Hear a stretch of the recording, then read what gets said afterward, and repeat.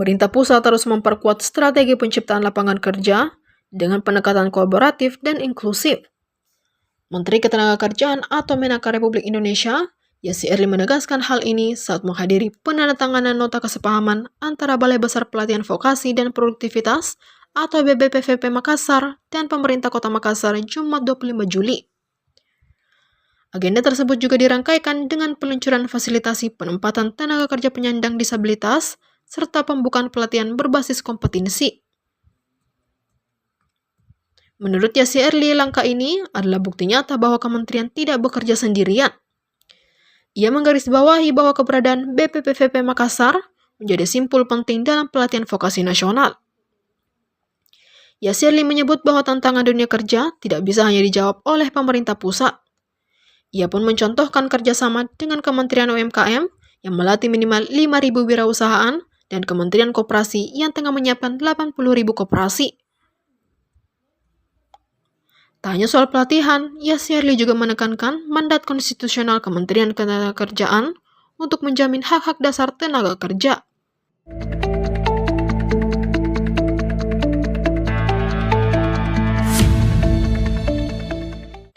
Aksi kekerasan kembali terjadi di jalur lintas Provinsi Jeneponto Takalar, tepatnya di Jalan Jenderal Sudirman, Kecamatan Petalasang, Kabupaten Takalar. Seorang mahasiswa bernama Muhammad Ihsan Saputra, 20 tahun, menjadi korban pengeroyokan oleh 3 orang tak dikenal Kamis 22 Juli. Peristiwa ini terekam kamera pengintai atau CCTV yang memperlihatkan 3 pelaku berboncengan menggunakan sepeda motor metik berwarna biru. Mereka tampak sengaja berhenti dan menunggu mangsa di sekitar kawasan Patung Jagung Paririsi, lokasi yang dikenal rawan saat malam hari. Menurut keterangan ayah korban, Sudirman Dengnasa, anaknya dicegat secara tiba-tiba dan langsung dikeroyok oleh para pelaku saat melintas menuju ke Takalar Kota. Akibat pengeroyokan itu, Muhammad Ihsan mengalami patah tulang lengan kanan, memar di wajah, dan gigi depan goyah. Sudirman berharap polisi bergerak cepat mengusut kasus ini. Ia meyakini rekaman CCTV di sekitar lokasi kejadian dapat menjadi bukti penting untuk mengungkap identitas para pelaku. Kepala Unit Reskrim Polres Takalar, Ibtu Rusdiono membenarkan adanya laporan tersebut. Ia menyebut kasusnya kini ditangani Unit Tindak Pidana Umum dan tim Presmob yang telah turun ke lapangan. Hingga berita ini diturunkan, pihak kepolisian masih melakukan penyelidikan dengan memeriksa sejumlah bukti dan rekaman kamera pengawas.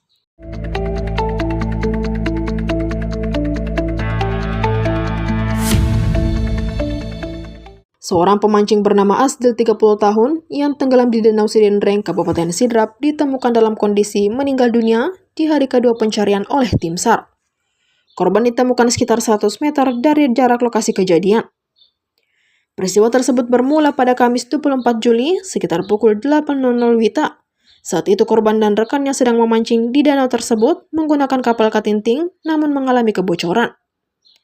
Arif mengatakan pihaknya baru mendapatkan informasi peristiwa tersebut pada pukul 20.50 WITA sehingga tim penyelamat dari unit Siagap SAR Parepare langsung ke lokasi kejadian. Kemudian di hari kedua pencarian pada Jumat 25 Juli sekitar pukul 7.21 WITA, korban berhasil ditemukan dalam keadaan meninggal dunia dari jarak 100 meter dari lokasi korban mengalami kebocoran pada perahunya. Korban pun langsung dievakuasi ke rumah duka untuk disemayamkan.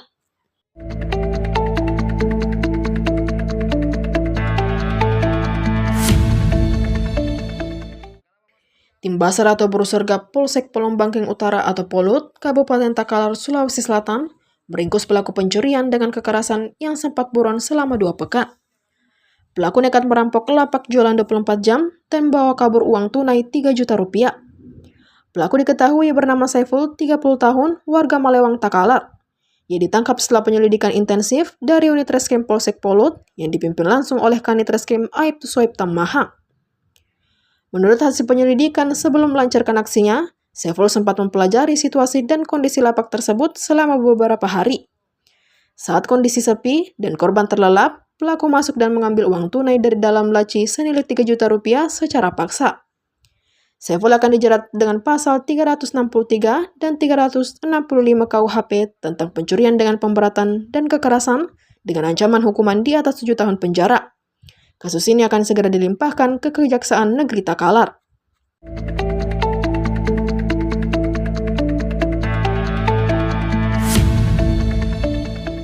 Kapolrestabes Makassar, Kombes Pol Arya Perdana mengaku mengecam tindakan kelompok orang tak dikenal atau OTK yang melakukan penyisiran beberapa waktu lalu di sejumlah kampus di kota Makassar.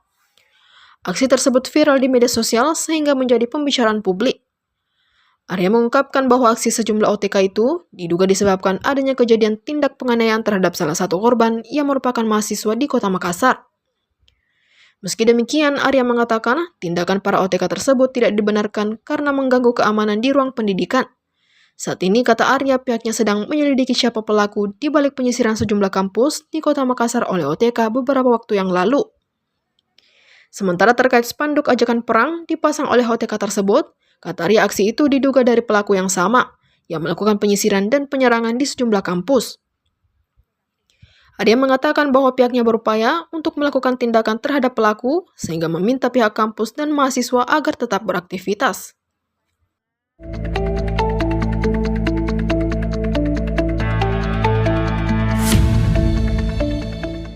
Kapolrestabes Makassar, Kombes Pol Arya Perdana, memastikan bahwa kabar mengenai sweeping terhadap mahasiswa maupun kendaraan berplat DP yang belakangan beredar luas di media sosial adalah tidak benar. Isu tersebut dinilai telah dipelintir dan dimanfaatkan oleh pihak-pihak tertentu hingga menimbulkan keresahan di tengah masyarakat. Dalam keterangan resminya usai menghadiri pertemuan lintas daerah di Hotel Novotel Makassar Minggu malam 27 Juli, Arya menjelaskan bahwa peristiwa yang menjadi pemicu kekhawatiran publik sebenarnya adalah kasus penganiayaan yang bersifat pribadi, bukan konflik antar kelompok mahasiswa. Namun lanjut Arya, kejadian tersebut kemudian berkembang secara tidak proporsional di media sosial. Berbagai narasi dan gambar disebarkan tanpa klarifikasi yang seolah-olah memperlihatkan adanya ketegangan sistematis antara mahasiswa asal Luwu Raya dan warga atau mahasiswa lokal. Menanggapi hal itu, pihak kepolisian bergerak cepat. Sejumlah individu yang diduga terlibat dalam penyebaran provokasi maupun tindakan sweeping telah diamankan dan tengah menjalani pemeriksaan intensif. Lebih lanjut, ia juga menepis kabar adanya sweeping terhadap kendaraan berplat DP atau intimidasi terhadap mahasiswa dari Luwu Raya. Menurutnya, informasi tersebut tidak memiliki dasar dan hanya merupakan hoaks yang sengaja disebar untuk menciptakan keresahan.